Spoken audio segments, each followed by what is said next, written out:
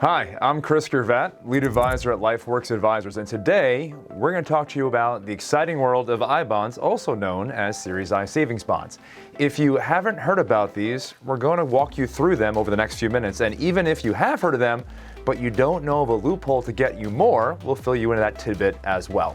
So, what are I-bonds? I-bonds are savings bonds linked to inflation. Historically, over the past 20 years, they have not been a great source of income because inflation has been relatively low. We've rarely seen these annualized rates go north of 5%, but it's a different story right now as I-bonds have jumped to their highest level since their inception in the late 90s. Now, we've been recommending that all of our clients use some of their short-term assets to purchase I-bonds through TreasuryDirect.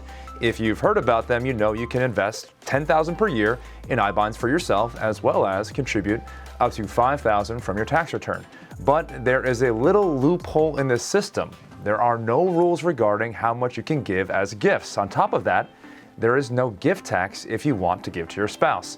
So a strategy that we use especially for married couples is to set up individual accounts and buy $10,000 for yourselves.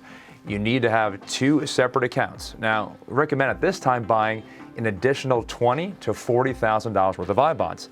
There are some caveats here. You can only deliver $10,000 worth of I-bonds to yourself or as a gift per year. So, if you were to buy $10,000 and you receive $10,000 as a gift, this would go into a gift box with the U.S. Treasury and stay in limbo.